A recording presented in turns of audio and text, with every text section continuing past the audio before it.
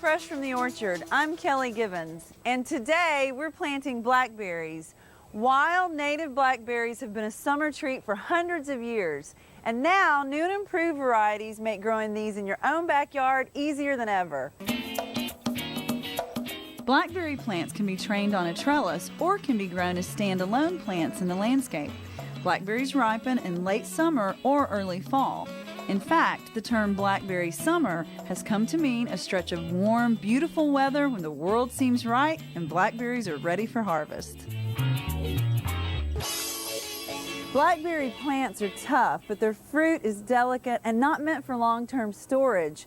Fresh berries at the grocery store are hard to find, and if you do find them, they're usually pretty expensive.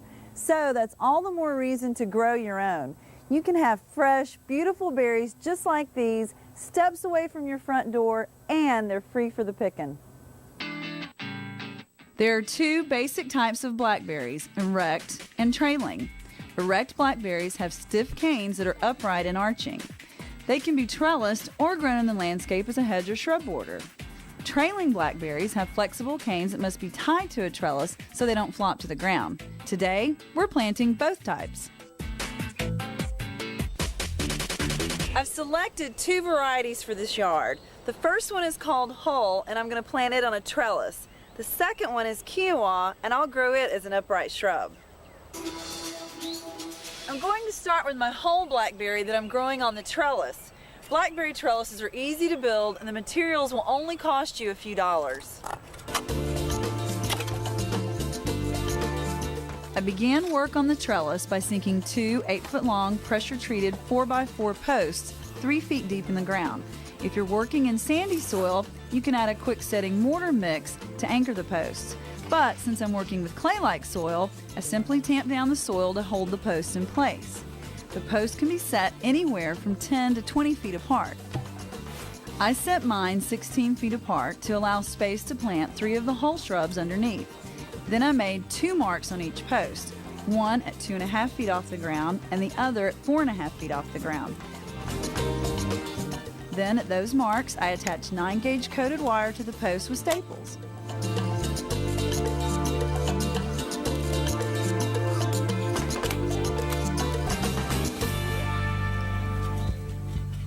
Now I'm ready to prepare the soil for planting. I'm adding a 2-inch layer of composted cow manure and a 2-inch layer of organic soil conditioner.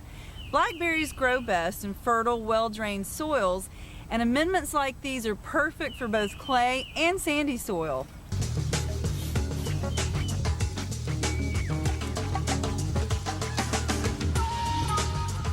I work the amendments into a depth of about 8 to 10 inches. Blackberries do best if the soil pH is slightly acidic, somewhere between 5.5 and 7.0. So I added a small amount of lime to bring the soil into this range. Now that my bed's prepared, I'm ready to get planting. The blackberries I ordered are bare root, which simply means the nursery washed the soil off the roots before shipping them, just to make them easier to handle. Earlier, I shook the packing material off the roots and set the plants in a bucket of water while I worked. This kept the roots from drying out, which you want to avoid at all costs. I dug the planting hole wide enough to accommodate the roots without crowding them.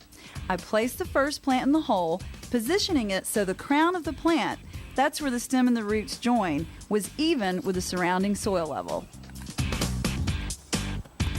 Once you've backfilled your hole about 3/4 of the way full, it's a good time to stop and water. I'm adding about 2 gallons of water to this hole to help eliminate any air pockets and settle the soil. I finished backfilling and lightly tamped down the soil with my hands. I moved down the length of the trellis, planting 2 more Hull plants beneath the wires. Different blackberry varieties have different spacing requirements. Hull plants should be spaced 4 feet apart. Once I finished planting, I watered the plants in well. As a rule of thumb, 5 or 6 blackberry plants will produce enough berries for a family of 4.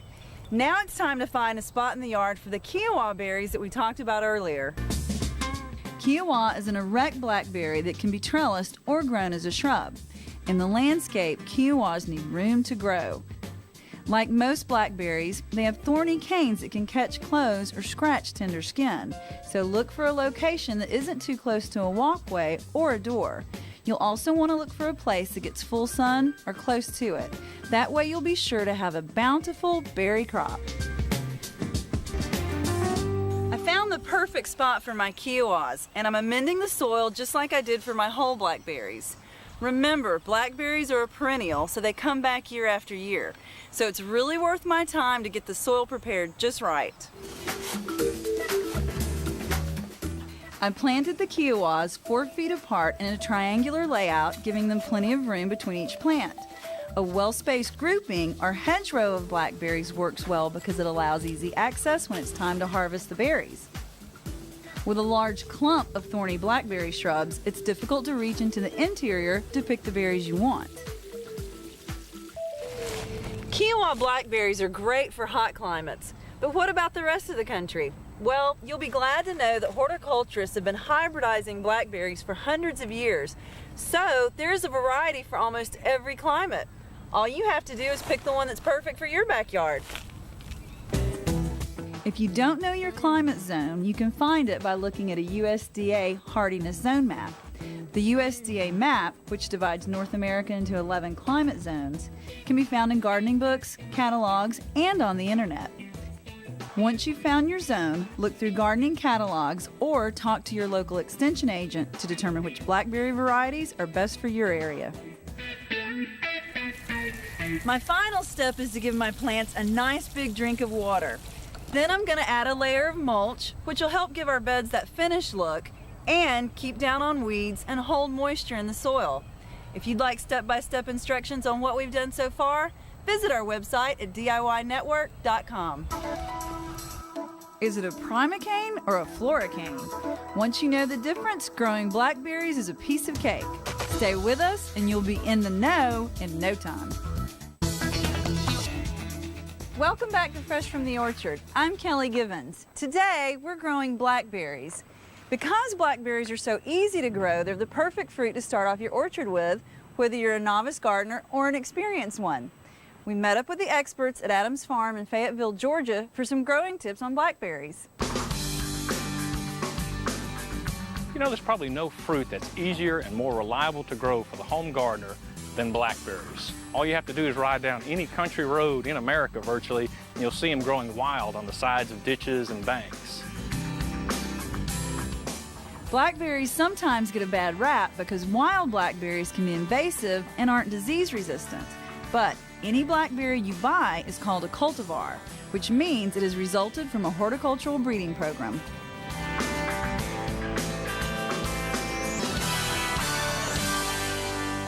Now, we've certainly come a long way in cultivation of new varieties from the ones that you see out in the wild. Now, some of the things they have done over the years with cultivation is to develop plants that produce larger fruit, less seeds, which you see often in the wild variety. We've got fruits now that are cold hardy in all areas of the country, and we also look for varieties in some cases that are thornless, which really helps when you're harvesting. Because there are so many varieties available, make sure you pick one that is right for your area. A good thing about blackberries is that most varieties are self-fruitful, which means they don't need to cross-pollinate with another variety to set fruit.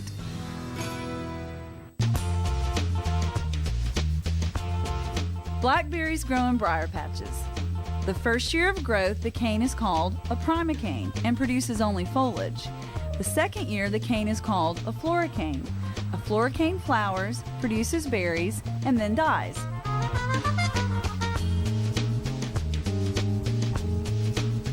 To ensure healthy, strong blackberry plants, you must prune your patch from the very beginning. You'll want to prune back the canes the first season, which means you won't have a crop the first year. But by not putting the plants through the stress of bearing fruit the first year, they're able to put their energy into developing a strong root system and will be healthier and more productive in the long run.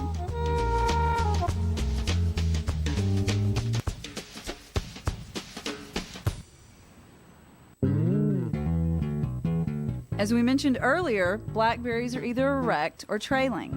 They all need some kind of trellising no matter what variety they are. Though the name might imply otherwise, even erect blackberries need support. Now, while this is an erect variety and essentially is self-supportive, you can see where it still flops over, and it doesn't hurt to give it a little support, as with a trellis like this. If we look here, we've got a trellis down at the lower half and then the top half that helps to support the canes as they begin to form out and flop over. As the canes get larger, you can begin to bring them up on the trellis system. It's always best to fan them out in a V shape. That gives them room to spread. If you want big, healthy blackberries, you want to make sure your plants are growing in optimal conditions. A soil sample is essential to know how much and what kind of fertilizer you need to add. Your county extension service can analyze the sample and give you an accurate fertilizer recommendation. The way you collect a sample for blackberries or for any other plant for that matter is you randomly collect 4 to 5 samples. You dig about 4 to 5 inches of soil, take a slide of soil randomly along the way, put it in a bag, and mix all your samples so you have a composite sample of the soil. And in most cases, all they need to analyze is a sample about this much, less than about half a pound.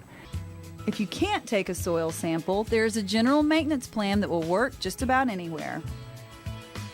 If you don't have an analysis, basically there are 2 times of the year where blackberries normally require fertilizing. And you can use a general purpose 10-10-10 fertilizer, and there are 2 practices that you can use to apply fertilizer.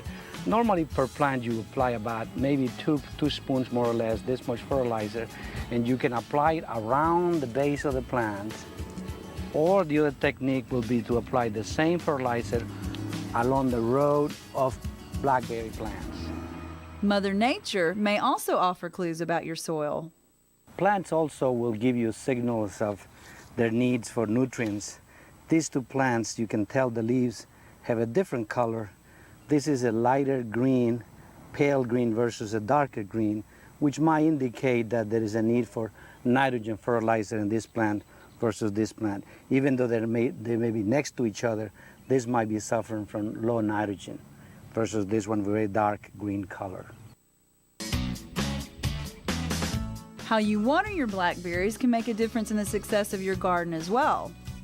We're in a commercial orchard situation where they're using drip irrigation. Now that is ideal because it puts the moisture right at the root system of the plant. Most of the roots are in the top 6 to 8 inches of the soil, so you want to get the moisture right down there at the base. Another key thing about using either drip irrigation or even soaker hoses is that it doesn't put much moisture up into the foliage, which can lead to diseases. Now another critical time to water is when the plants are putting out the fruit and they're getting close to full ripening. The berries are trying to fill out to maximum capacity, and by irrigating at that time, you'll fill the berries out where they'll be nice and juicy. Find out why color is a major factor when harvesting your berries, and later, a cool recipe for your summer harvest. Orchard, I'm Kelly Gibbons. One of the big benefits of growing blackberries is they don't have too many pests or diseases. There's just a couple of things you need to watch out for, like leaf anthracnose and any insect damage. But oftentimes, these can be controlled very easily. Normally for the homeowner, it's not a situation where they have to spray. Just simple sanitation by coming in, like where we see here, we've got some leaf spots, a few fruit that have probably went bad, and then possible virus. You can just come in and clip the bad areas out from the plant and remove them away from the site so that we don't reinfect. Another simple way to control blackberry diseases is to choose the right garden site. Blackberries are susceptible to verticillium wilt, so don't plant them where potatoes, tomatoes, or peppers have grown in the past 3 years. Your best prevention against diseases is to pick the healthiest plants right from the start. Well, for the best pest management, it's always best to start with disease-free, healthy plants from your nursery. That's the best way to go. Also, avoid planting anywhere close to the wild blackberries that we see growing on the roadsides. At least 1,000 feet, as some of the diseases and viruses that they carry can be transmitted to the cultivated varieties. Having a neat and tidy garden site can also keep your garden thriving. Weeds compete for nutrients and water. and can host insects and diseases. Your best weeding tools are your hands. You can grab mini weeds at the base and yank them out, roots and all. Another option for removing weeds is to use a hoe like this one. But remember, blackberries are shallow rooted, so you don't want to go more than 1 to 2 inches deep. Other things to watch out for if you're growing erect blackberries are nuisance canes. Erect blackberries send up new canes from both their crowns and their roots. These are called nuisance canes. You'll want to remove these canes that pop up where you don't want them. For example, in the middle of a row. Blackberries bloom in late spring. They are a member of the rose family, so their flowers look like tiny roses. Pollination is mainly done by honeybees, so avoid spraying pesticides when honeybees are out. When you see the blooms, get ready. Blackberries grow amazingly fast from bloom to fruit. In fact, 35 to 45 days you can have a harvest. Now, I've got here the succession of color of what you'll see from the time the bloom fades to begins to form the fruit. First, of course, will be this green stage, which is way far from being ready to pick. Then it goes to sort of a palish pink color, and then to a beautiful crimson, almost glossy type red color. Then we get real close. In fact, the berry forms up most of the fruit in the last couple of days of formation. The fourth stage here is sort of a shiny type black. Sometimes you'll see a little bit more of the red in there. The final stage is when it turns to a fully fruited, dark, dull color. That berry is ready to harvest and ready to eat. The best time to pick your blackberries is early in the morning, right after the dew has dried off the leaves. What you want to look for are blackberries that are full, kind of a dark, dullish black color. Now this fella here is getting close, but it's not quite ready yet. In fact, if I try to pull it, it doesn't come off very easily. Contrast it to this one that's got that dark, dull color. The berries are full. All I have to do is give it a slight tug, and it comes right off. So that one's ready to go. Of course, there's always another way to do it, and it's to pop it in your mouth. And if it's juicy and sweet, it's ready. Here's a tip to remember. Fresh blackberries are perishable, so they need to be eaten or frozen within 2 to 3 days of picking. Can't eat your blackberries right away? Find out how long they'll keep in the freezer and get the recipe for a quick and healthy blackberry treat next. Once your blackberry bushes have gotten established, you should enjoy a very good harvest year after year. You can either freeze your blackberries, eat them fresh, or enjoy them in a variety of recipes. But first, you need to know the right way to store them. Blackberries freeze well, and frozen berries can be used for making ice creams, sherbets, pies, or dessert sauces. To freeze them, just arrange them in a single layer on a cookie sheet. Put the cookie sheet in the freezer for an hour or two, then pour the frozen berries into a large plastic bag or container. Frozen, they'll keep for up to 10 months. Blackberries are great by themselves or with a little bit of sugar. You can also layer them for a pretty and healthy dessert like this one. It's low-fat yogurt, blackberries, and granola. And you could top your waffles with blackberries for an extra special breakfast. Another quick and healthy dish is a mixed berry salad. It's a combination of blackberries, strawberries, and cantaloupe tossed with yogurt, lime juice, and mint. You can make this salad with blackberries and a whole variety of other fruits, from grapes to peaches to cherries. You can find this mixed berry salad recipe and other blackberry recipes at DIYnetwork.com. Thanks for joining me today as we explored the very delicious world of blackberries.